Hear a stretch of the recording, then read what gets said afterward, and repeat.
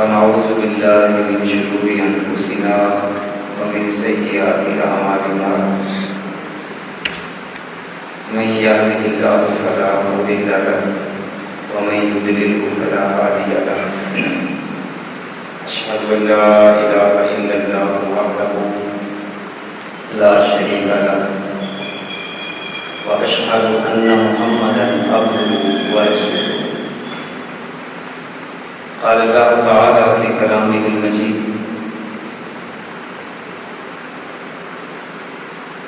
يا أيها الذين آمنوا إذا تناجيتم فلا تتناجوا بالإثم والعدوان ومعصية الرسول وتناجوا بالبر والتقوى واتقوا الله الذي إليه تحشرون. قال الله تعالى في مقام آخر لا خير في كثير من نجواهم إلا من أمر بصدقة أو معروف أو إصلاح بين الناس ومن يفعل ذلك ابتغاء مرضات الله فسوف نؤتيه أجرا عظيما ومن يشاقق الرسول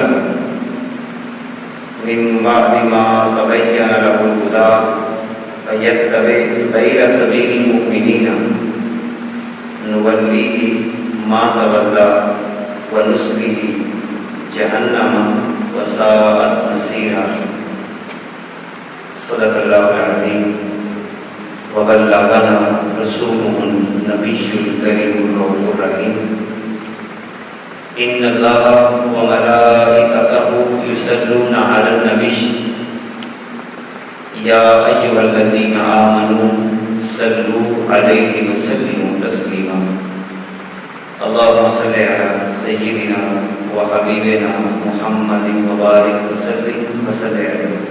الصلاة والسلام عليك يا رسول الله، الصلاة والسلام عليك يا حبيب الله وعلى آلك وأصحابك یا رحمت للعالمین. عزیزان محترم، اللہ رب العزت کی توفیق حضور سید عالم نور مجسم شفیع عالم آپ کی خصوصی توجہات کے فیض رب الجلال نے ہمیں جمعے کا دن نصیب کیا. دعا ہے کہ اللہ ہماری حاضری کو قبول فرمائے. اللہ رب العزت ہمیں ایمان کی سلامتی کے ساتھ زندگی کے لمحات کو بسر کرنے کی توفیق عطا فرمائے. ایمان کے خاتمہ نصیب فرمائے. آج کی ہماری گفتگو کا عنوان باہمی گفتگو ہے. باہمی گفتگو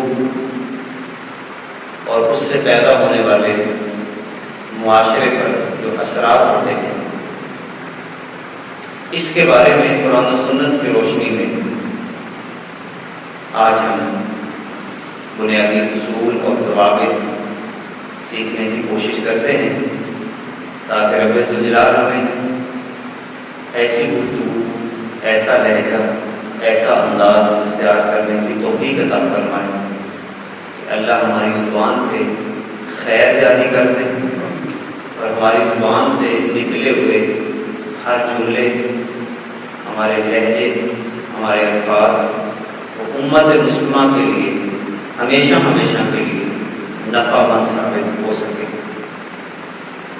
اللہ کی عزت نے اس کائنات کے اندر ہر جاندار کو زبان کی نعمت سے نوازا ہے.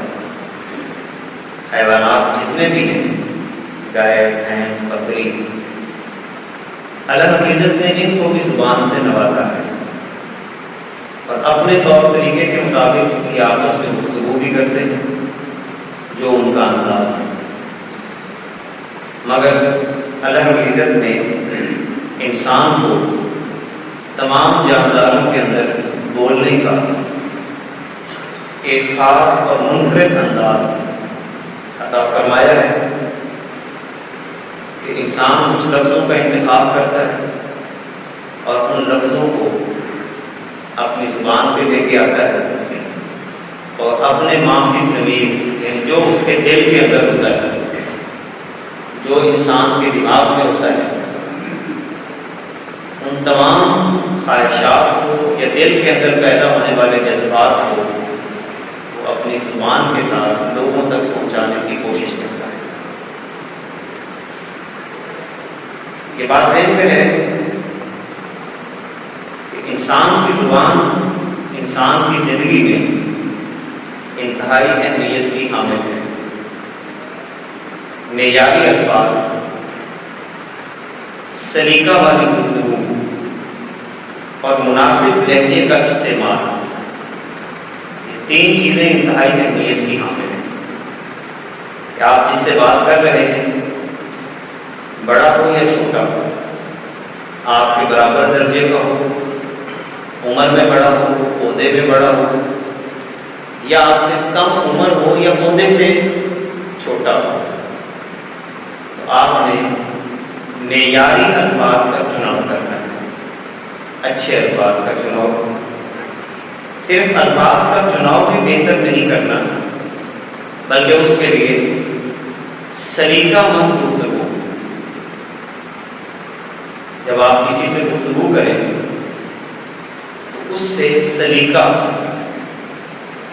ایک خوبصورت انداز وہ واضح ہونا چاہیے اور لہجہ بھی خوبصورت ہو۔ جب یہ تین چیزیں میری اور آپ کی زبان پہ آتی ہیں، تو اصل میں معیاری الفاظ ہوں، سلیقہ والی گفتگو ہو یا مناسب لہجہ ہو، یہ انسان کے کردار کا پتہ دیتا ہے۔ جیسا کہ یہ کہا جاتا ہے کہ کسی بھی انسان کے کردار کو ماپنا ہو کہ اس کا کردار کیسا ہے، تو اس کی گفتگو سے اس کے کردار کو ماپا جا سکتا ہے۔ یہی وجہ ہے کہ انسان کی گفتگو سے ہی اس کے اندر کے عیب وہ بھی بعض دفعہ ظاہر ہو جاتے ہیں۔ گفتگو سے ہی خاندانی تربیت کا پتہ چلتا ہے۔ جب انسان سلیقے کے ساتھ گفتگو کرتا ہے، اس کا لہجہ اچھا ہو، الفاظ کا چناؤ اچھا ہو، گفتگو میں ٹھہراؤ ہو اور مکمل سوچ سمجھ کر اپنی زبان سے وہ الفاظ کو نکالتا ہو، تو جیسے جیسے وقت گزرتا چلا جاتا ہے، انسان کی سلیقے والی گفتگو انسان کی زندگی کے اندر بہت ساری آسانیاں پیدا کرتی چلی جاتی ہیں۔ اگر خدا نخواستہ روزانہ کی بنیاد پر ہی لہجہ غلط ہو جائے، رشتہ داروں کے ساتھ، بہن بھائیوں کے ساتھ، دوستوں کے ساتھ، معاشرتی سطح پر کسی بھی انداز کے اندر جب الفاظ درست نہیں رہتے تو انسان کا کردار جو ہے وہ اسی انداز کے ساتھ منفی ہوتا چلا جاتا ہے۔ گفتگو ہی معاشروں کو تعمیر کرتی ہے۔ آپ دیکھ لیجیے، جس معاشرے کے اندر گفتگو اچھی نہیں ہوتی، وہ معاشرہ ہمیشہ پستی کا شکار رہتا ہے۔ آپ چھوٹے بچوں سے لے کر بوڑھوں تک آپ دیکھ لیجیے کہ جہاں پر گفتگو شائستہ ہو، چھوٹا بڑے کو اچھے الفاظ کے ساتھ پکار رہا ہو اور بڑا اپنے چھوٹے سے باوقار انداز سے گفتگو کر رہا ہو، بلکہ یہ بات بھی کہی جا سکتی ہے کسی بھی معاشرے کے بڑوں کے طرز زندگی کو جاننا کہ ان کے بڑے کیسے ہیں، ان کے بچوں کی معاملے گفتگو سے ان کا اندازہ لگایا جا سکتا ہے کہ ان کے بچے آپس میں کیسے بولتے ہیں۔ جن لوگوں کے بچے آپس میں آسان انداز سے بولتے ہیں، ان کو بولنے کا طور طریقہ، بڑوں کے ساتھ ان کا رویہ کیسا ہے، یہ طریقہ اگر مناسب ہے تو میں اور آپ یہ کہہ سکتے ہیں کہ ان کے بڑوں کا انداز بھی خوبصورت ہوگا۔ اور اگر خدا نخواستہ چھوٹے بھی جب بات کرتے ہیں تو گال گلوچ کرتے ہیں، گریبان پکڑتے ہیں، ماں اور بہن کی گالی اپنی زبان سے نکالتے ہیں، ہم یہ کہہ سکتے ہیں کہ ان کے بڑے بھی آپس میں گفتگو اسی انداز کے ساتھ کرتے ہیں۔ یہ ہو ہی نہیں سکتا کہ بچے جو ہیں وہ آج خود کہیں سے یہ لفظ لے کر ہیں۔ بچے ہمیشہ اپنے بڑوں سے الفاظ کا انتخاب کرتے ہیں، الفاظ کا چناؤ کرتے ہیں۔ جب تک انسان گفتگو نہیں کرتا اس کی شخصیت کا اندازہ نہیں لگایا جا سکتا۔ خاص طور پہ کسی بھی انسان کی شخصیت کا اندازہ لگانے کا ایک خاص موقع ہوتا ہے کہ جب غصے کی حالت میں ہو، اور غصے کی حالت کے اندر وہ کسی بھی شخص سے گفتگو کر رہا ہو۔ غصہ بھی آیا وہ انسان کو آ جاتا ہے، غصہ کئی مقامات پہ آتا ہے، یہ فطری چیز ہے۔ مزاج کے خلاف بات ہو جائے تو انسان کو غصہ آ جاتا ہے، کوئی بھی ایسا موقع تو غصہ آ جاتا ہے۔ اس غصے کے موقع پہ اس کے الفاظ کا انتخاب بڑے سے بات کر رہا ہو یا چھوٹے سے بات کر رہا ہو، اس سے اس کی شخصیت کا اندازہ لگایا جا سکتا ہے۔ یہی وجہ ہے کہ فارسی زبان کا ایک مقولہ ہے، تامن نہ گفتہ باشد عیب و غنگش نہ ہفتہ باشد۔ جب تک کوئی بھی انسان گفتگو نہیں کر لیتا، میں اور آپ اس کے عیب اور ہنر سے واقف نہیں ہو سکتے۔ کسی بھی شخص کا عیب اور کسی بھی شخص کا ہنر وہ اس کے بولنے سے پتہ چلتا ہے۔ بعض کتابوں میں لکھا ہے کہ کسی دانا کے پاس ایک شخص بیٹھا ہوا تھا اور بڑی خاموشی کے ساتھ بیٹھا ہوا تھا۔ تو اس دانا شخص نے اس سے کہا کہ یار تو خاموش کیوں بیٹھا ہے؟ میری مجلس میں چند جملے تو بول تاکہ میں یہ معلوم کر سکوں کہ تو کس انداز کا بندہ ہے۔ یہی وجہ ہے کہ اسلام نے جو ہمیں گفتگو کرنے کے لیے ایک خاص قسم کی ٹھپ عطا فرمائی ہے کہ آپ نے گفتگو کیسے کرنی ہے۔ گفتگو کرنے سے پہلے مسلمان کو باقاعدہ طور پر سوچنے کا حکم عطا فرمایا ہے۔ بغیر سوچے بغیر سمجھے وہ اپنی زبان سے کوئی جملہ نہ نکالے۔ اب اصل میں بہت سارے عوامل ہیں جو ہماری گفتگو کو ناقص بنا دیتے ہیں، بہت سارے عوامل ہیں جن پر ابھی میں عرض کرتا ہوں۔ اور یہ بات دیکھ کے رکھیں کہ اچھی گفتگو سے ہی تعلقات عامہ صحیح استوار ہوتے ہیں۔ اگر آپ کی گفتگو میں نقص ہے، بدبو آتی ہے، گفتگو کی بھی ایک بدبو ہوتی ہے، آپ کہیں گے وہ کیسے؟ حدیث پاک سے ثابت ہے۔ یہ بدبو اتنی بری ہے، گفتگو کی بدبو، خاص طور پہ کہ جب انسان اپنی گفتگو کے اندر جھوٹ کو شامل کر لیتا ہے۔ کائنات کے آقا صلی اللہ علیہ وسلم فرماتے ہیں کہ یہ بدبودار گفتگو جو ہوتی ہے یہ اتنی بری ہوتی ہے کہ فرشتے بھی اس کی بدبو سے کئی میل دور چلے جاتے ہیں۔ جب وہ فرشتے جو ہیں بھی معصوم، اگر کسی بھی شخص کی گفتگو سے جو بدبودار گفتگو ہوتی ہے وہ اتنے دور چلے جاتے ہیں، تو میں اور آپ یہ کیسے خیال کر لیں کہ ہمارے لہجے بھی غلط ہوں، ہمارے الفاظ کا چناؤ بھی غلط ہو، ہم کسی کی عزت نفس کا گفتگو کرتے ہوئے خیال بھی نہ کرتے ہوں، اور پھر ہم یہ کہیں کہ ہم آپس میں جڑے ہوئے پھرتے ہیں۔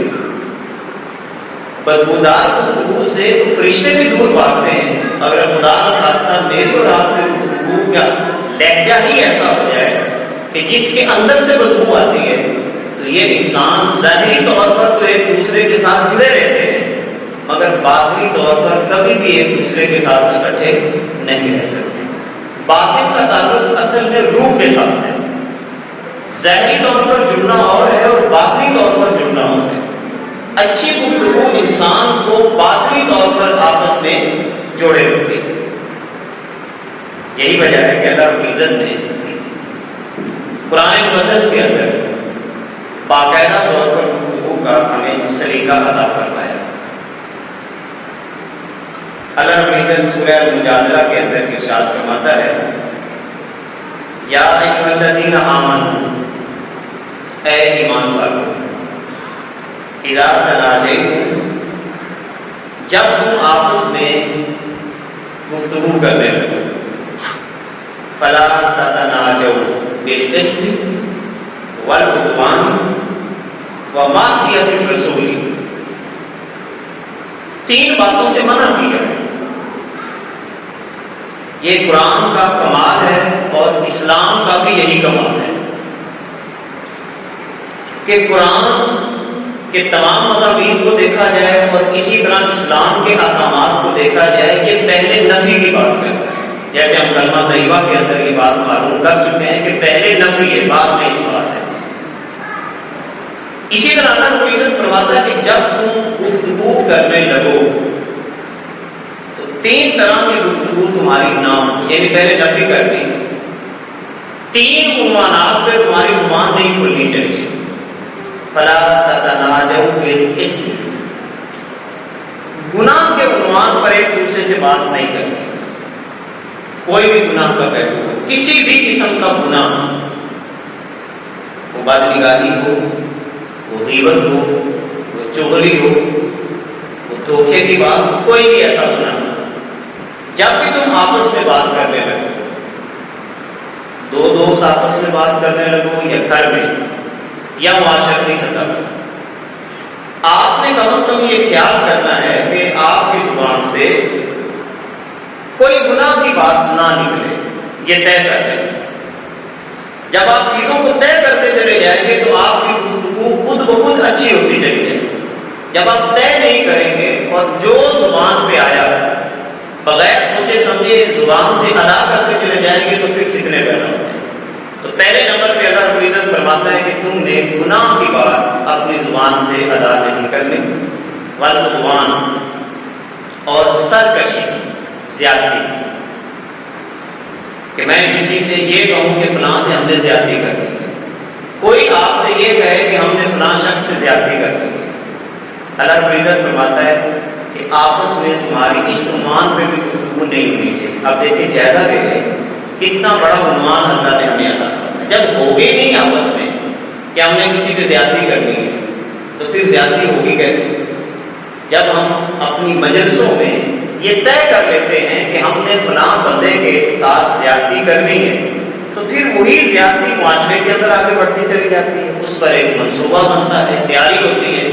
تو رب الجلال فرماتا ہے تمہاری باہمی گفتگو میں یہ عنوان بھی قطعاً نہ ہو کہ تم ایک دوسرے پر زیادتی کے عنوان پہ بات کرو۔ تیسرے نمبر پہ فرمایا ومعصیت الرسول، رسول اللہ صلی اللہ علیہ وسلم کی نافرمانی، اس عنوان پر بھی تمہاری کوئی بات نہ ہو۔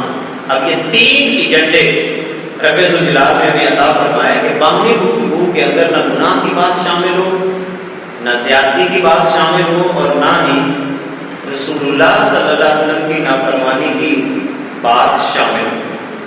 مفسرین نے اس لفظ کے بارے میں بھی لکھا کہ اللہ رب العزت نے یہ لفظ کئی مقامات پہ استعمال کیا ہے، نجوا، جیسا کہ اس آیت پاک میں اللہ نے فرمایا یا ایھا الذین آمنوا اذا تناجیتم۔ اسی طرح ایک اور مقام پہ اللہ رب العزت فرماتا ہے انما النجوا من الشیطان، اور تیسرے مقام پہ اللہ رب العزت فرماتا ہے لا خیر فی کثیر من نجوا، یہ لفظ نجوا استعمال کیا ہے اللہ رب العزت نے۔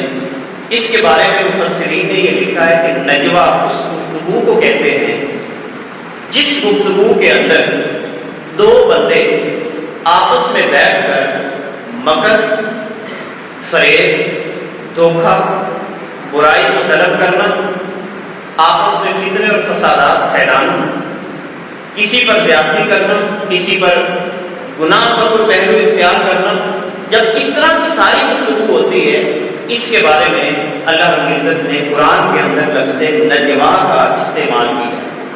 اسی لیے فرمایا کہ آپس میں گناہ، زیادتی اور رسول اللہ صلی اللہ علیہ وسلم کی نافرمانی کے عنوان پر تمہاری باہمی گفتگو نہیں ہونی چاہیے۔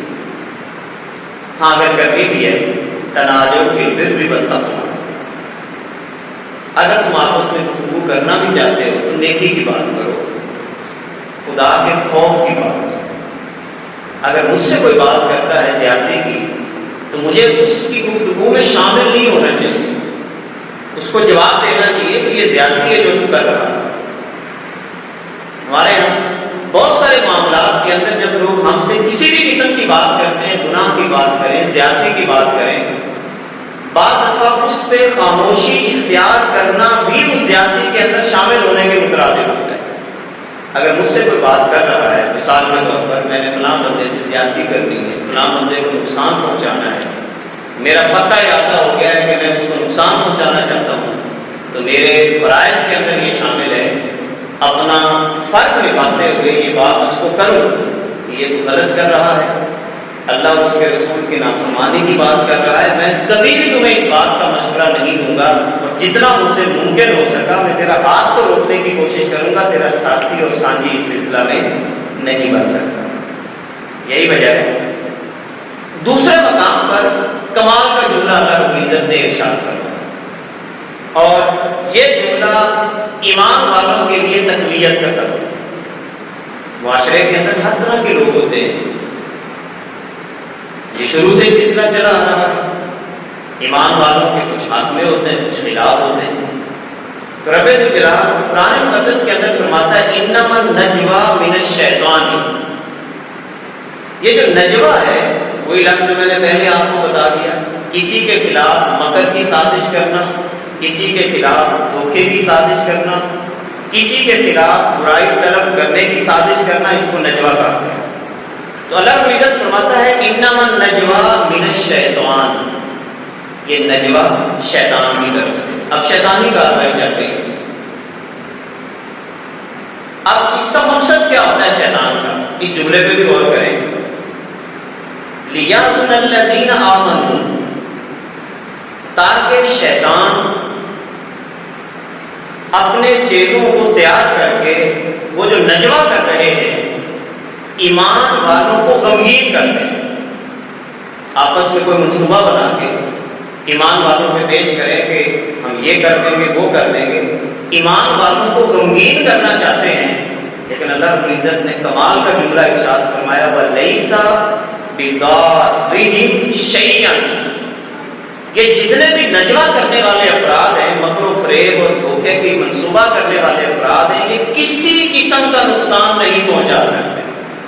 لَيْسَ بِضَارِّهِمْ شَيْئًا إِلَّا بِإِذْنِ اللَّهِ، سوائے اللہ کے حکم، اللہ کا حکم ہوگا تو یہ کچھ کر سکیں گے، اگر اللہ کا حکم نہیں ہوگا تو یہ کچھ بھی نہیں کر سکتے۔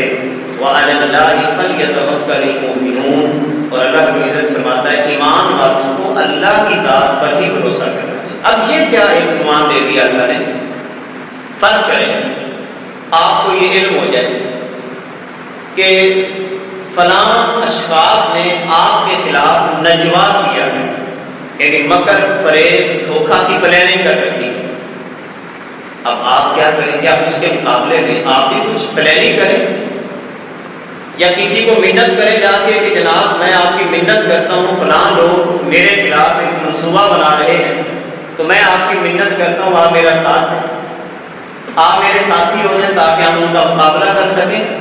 بالکل نہیں، قطعاً نہیں۔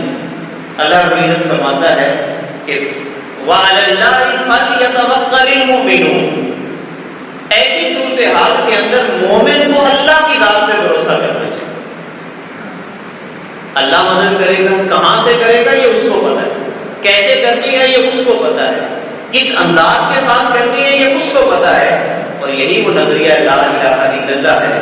جب انسان کے سینے میں یہ نظریہ راسخ ہو جاتا ہے تو وہ کسی بھی حالت کے اندر اپنا دامن شکایت شکوے ان لوگوں کے سامنے پیش نہیں کرتا، وہ رات کے لمحات میں مصلی ڈال کے دو آنسو بہا کے کہ مولا میں تو تیرا ہوں، لا حول ولا قوت الا باللہ، میری طاقت میری قوت میرا دھرم میری شرم سارا کچھ تو ہے، میرا اپنا کچھ بھی نہیں ہے، اے اللہ میں اپنے تمام معاملات کو تیرے سپرد کرتا ہوں اور ہر حالت کے اندر تجھے ہی اپنا ساتھی اور سانجی بناتا ہوں۔ یقین جانے یہ وہ قوت ہے یہ وہ لمحات ہیں جس انسان کو نصیب ہو جاتے ہیں وہ دنیا کے خوف سے بالکل آزاد ہو جاتا ہے۔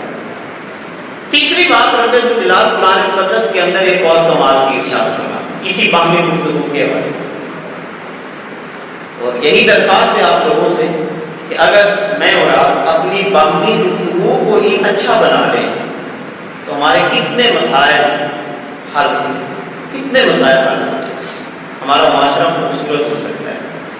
آپ کے ساتھ کوئی اچھی گفتگو میں شامل ہو یا نہ ہو، میری اور آپ کی ذمہ داری ہے کہ ہم اچھی گفتگو کریں جس میں نفرت نہ ہو، محبت کی بات ہو، اپنائیت کی بات ہو۔ اور اگر کوئی آپ سے شروع کرے اور آپ محسوس کرتے ہیں کہ یہ ظلم کی بات کر رہا ہے، زیادتی کی بات کر رہا ہے، تو اس کی گفتگو کے اندر ہرگز شامل ہو۔ کیوں؟ اللہ رب العزت سورہ النساء آیت نمبر 114 اس آیت کے اندر بڑی تفصیل کے ساتھ باہمی گفتگو کے حوالے سے چند جملے ہمیں عطا فرمائے اور بڑے توجہ طلب ہے، اس کو دل میں جگہ دیں اور اسی کے مطابق اپنی گفتگو کے نظام کو مرتب کریں۔ فرمایا لا خیر فی کثیر من نجواہم، ان کی باہمی گفتگو کے اندر جو آپس میں مل بیٹھ کے کرتے ہیں، اب ہم بھی تو آپس میں مل بیٹھ کے کرتے ہیں، اب جائزہ لینا ہے۔ جیسے ابھی جمعہ پڑھیں گے، جمعے کے بعد ہم نے اپنے دوستوں کے ساتھ بھی بیٹھنا ہے، چوک میں بیٹھنا ہے، چوپار پہ بیٹھنا ہے، کسی ڈیرے پہ بیٹھنا ہے، ساتھیوں کے ساتھ، مدرسے میں، سکول میں، کسی بھی جگہ پہ ہم بہت ساری آپس میں باتیں کرتے ہیں۔ اب ہمیں اللہ کا اصول مد نظر رکھنے چاہیے کہ اللہ فرماتا لا خیر فی کثیر من نجواہم، ان کی باہمی گفتگو کے اندر کثرت سے خیر نہیں ہوتی، یعنی جب بہت زیادہ گفتگو کرتے ہیں تو اس کے اندر خیر شامل نہیں ہوتی۔ ہاں، 3 باتیں جو ہیں وہ خیر والی ہوتی ہیں، 3 باتیں اللہ رب العزت نے فرمائی کہ خیر والی ہیں۔ الا من امر بصدقہ، جب آپس میں بات کر رہے ہو صدقہ اور خیرات کی بات، یعنی سادہ سے انداز میں اللہ یہ میں فرما رہا ہے کہ جب بھی آپس میں بات کرو تو یا تو اس عنوان پہ کرو کہ ہم نے لوگوں کو دینا ہے، لوگوں کی خیر خواہی کرنی ہے، اپنی جیب سے خرچ کرنا ہے، کسی ضرورت مند کے کام آنا ہے۔ اچھا، جب صدقہ کی بات آ گئی تو صدقہ کا جو عمومی مفہوم ہے کہ اپنی جیب سے دینا، خرچ کرنا حلال ذرائع سے۔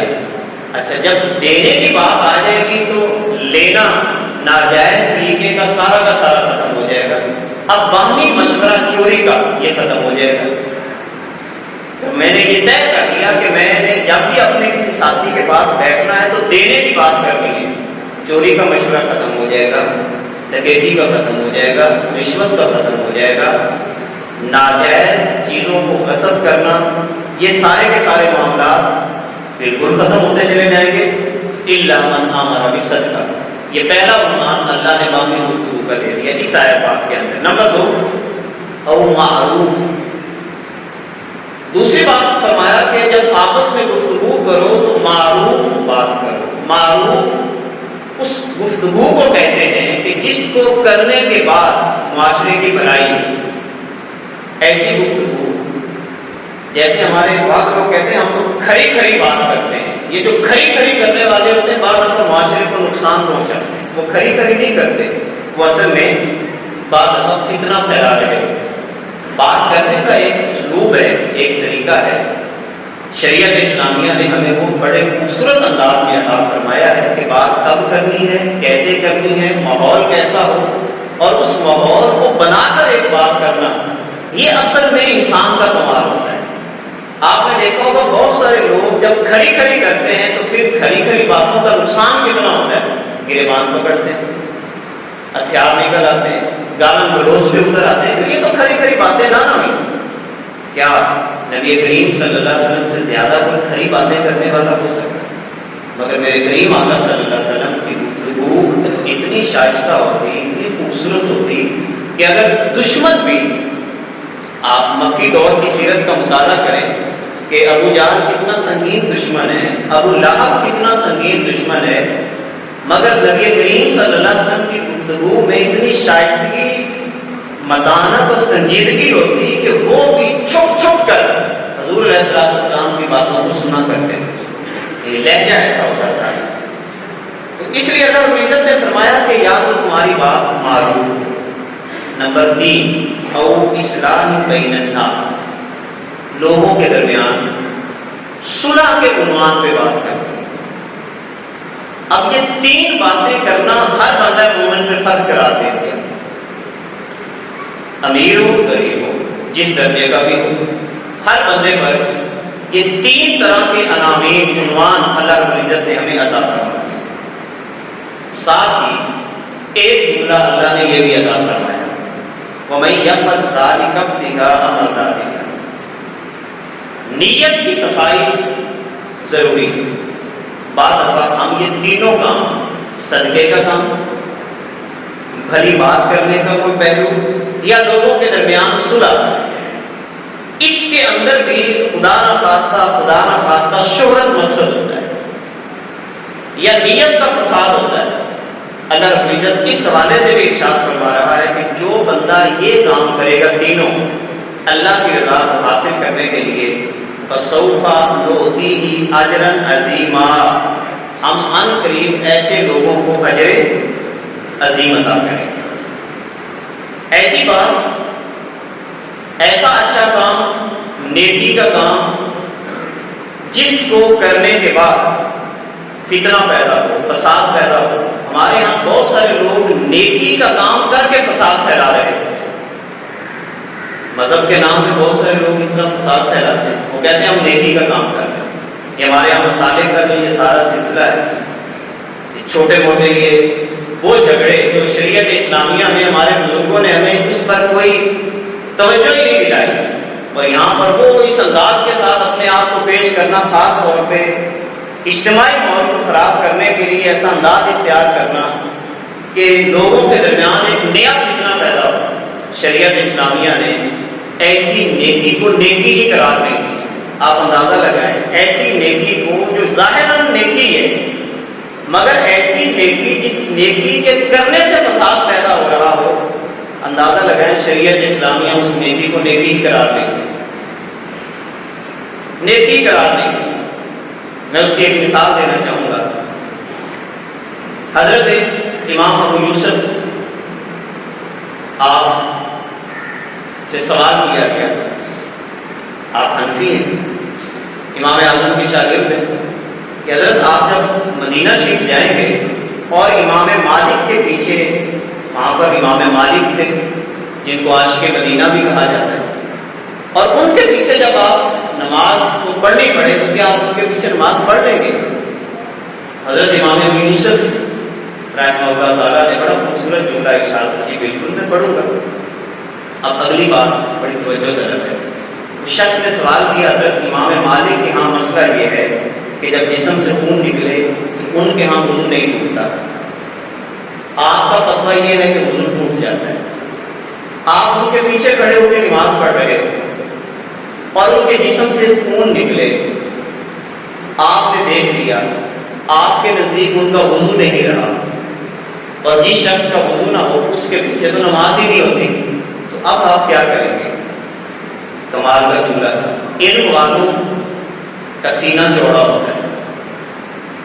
آپ نے بڑا خوبصورت جملہ ارشاد فرمایا کہ اس وقت جب میں امام مالک کے پیچھے نماز پڑھوں گا اور ان کے جسم سے خون بھی نکل آیا تو اپنی نماز کو جاری رکھوں گا اور ان کی رائے کو اختیار کر لوں گا، کہیں میرے پیچھے جانے کی وجہ سے امت میں اختلاف پیدا ہو.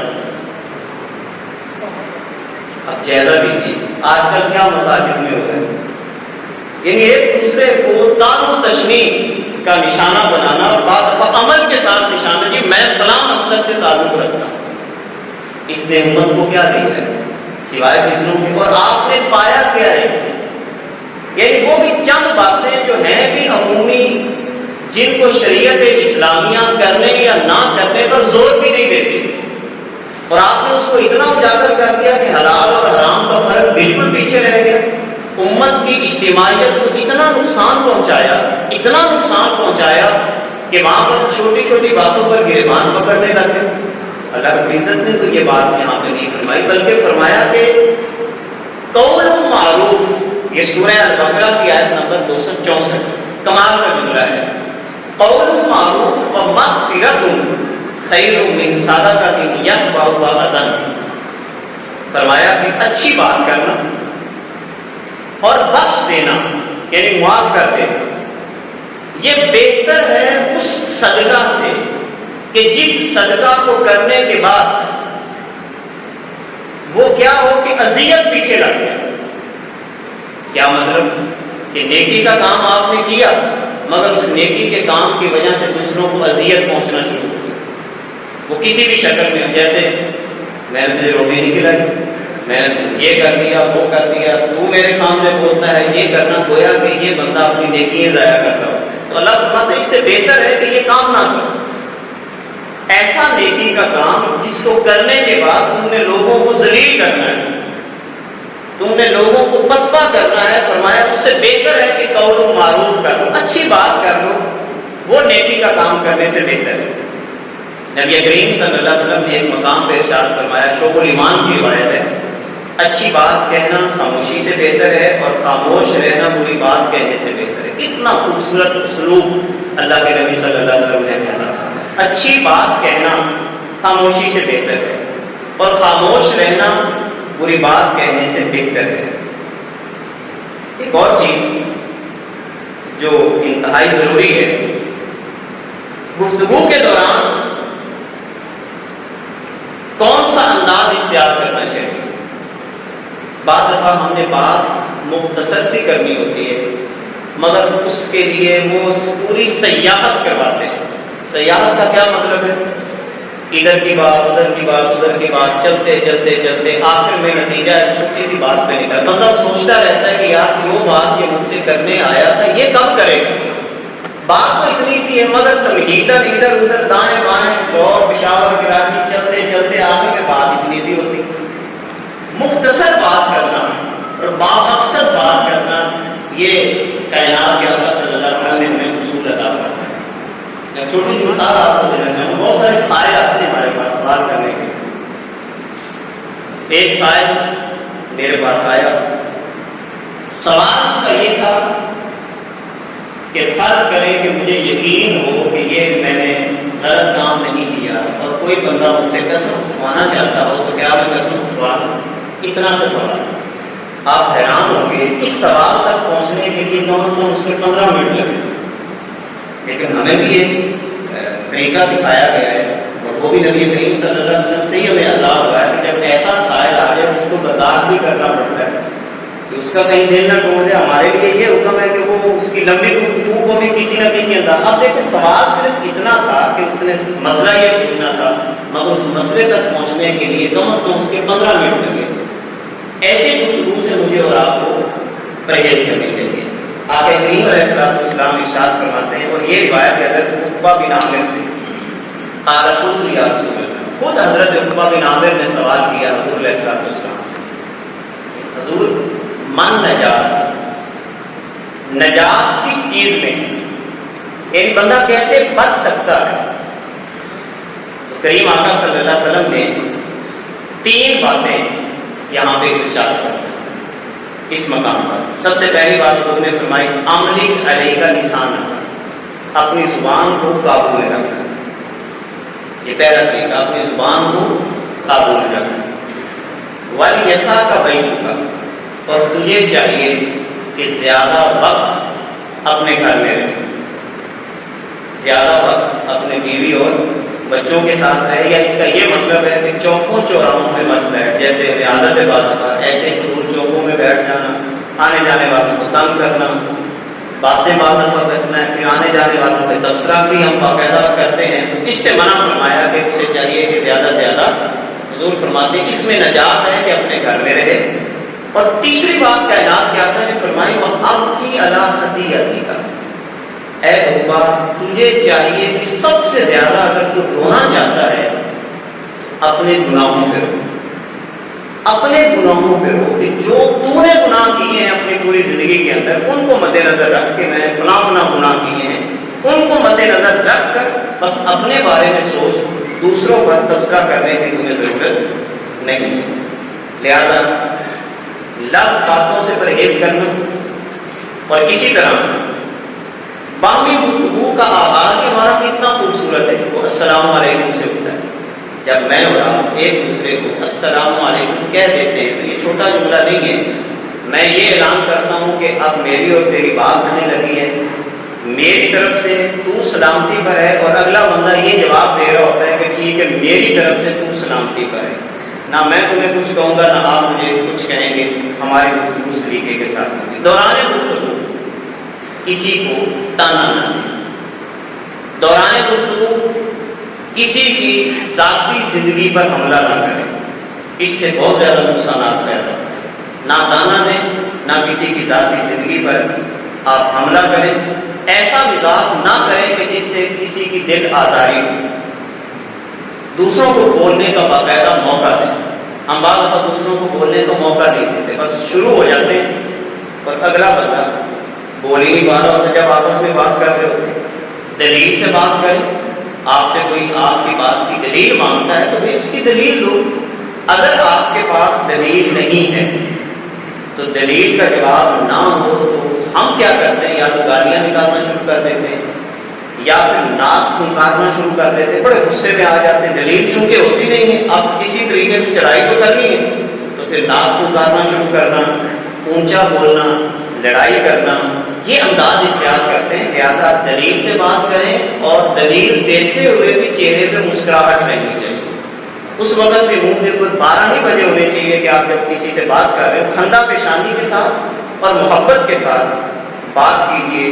اور اگر کسی ایسے بندے سے واسطہ پڑ ہی جائے کہ جو لفظ بات کرتا ہے، اور آخری بات کر کے میں اپنی گفتگو کو ختم کرتا ہوں، لفظ بات کو اپنی گفتگو میں لائیں گی نا۔ لفظ کی بھی بڑی لمبی تشریح ہے، سادہ سا اس کا مفہوم یہ ہے، لفظ ہر اس بات کو کہتے ہیں جس میں اللہ اور اس کے رسول کی نافرمانی ہے۔ تو چاہے آپ کسی کا مذاق اڑا رہے ہوں، کسی کو گالی دے رہے ہوں، کسی کی غیبت کر رہے ہوں، چغلی کر رہے ہوں، یہ ساری باتیں اس میں ہیں۔ اور سورہ المدثر کے اندر یہ بات اللہ نے واضح کی ہے کہ جب جنتی جہنمیوں سے سوال کریں گے کہ تم جہنم کے اندر کیوں آئے ہو، تو یہاں پر اور بہت ساری وجوہات بیان کریں گے۔ ان وجوہات میں سے ایک وجہ یہ بیان کریں گے کہ ہمارے اندر یہ خرابی تھی کہ جب کسی محفل میں لفظ باتیں ہو رہی ہوتی تھیں تو ہم ان کے اندر بیٹھ جایا کرتے۔ لہٰذا آج سے یہ بھی طے کریں، جہاں پر بھی بری باتیں ہو رہی ہوں، فتنے کی بات ہو رہی ہو، فساد کی بات ہو رہی ہو، گالن گلوچ یا غیبت اور چغلی کی بات ہو رہی ہو، آپ فوراً اگر پہلے بیٹھے ہیں تو اس مجلس سے اٹھ جائیں۔ قالوا سلامہ کا حکم ہمیں بھی، ٹھیک ہے بھی السلام علیکم میں جا رہا ہوں، میں تمہاری اس مجلس میں نہیں بیٹھ سکتا، واک آؤٹ کریں۔ یہ اصل احتجاج ہے کہ آپ احتجاج کریں کہ جناب میں آپ کے ساتھ بیٹھ نہیں سکتا، آپ تو ظلم کی بات کر رہے ہیں، آپ تو زیادتی کی بات کریں، میرا یہ وقار ہی نہیں ہے کہ میں آپ کے ساتھ بیٹھوں۔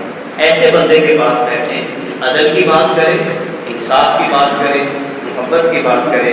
جب یہ صفات انسان کی طبیعت میں پیدا ہوتی ہیں تو یقین جانیں اللہ دنیا میں بھی حامی اور ناصر رہتا ہے، تو آخرت کے اندر بھی اللہ ہماری مدد کرتا رہے گا اور کرے گا انشاءاللہ تعالیٰ۔ اللہ ہماری توفیق عطا فرمائے۔ وآخر دعوانا الحمدللہ۔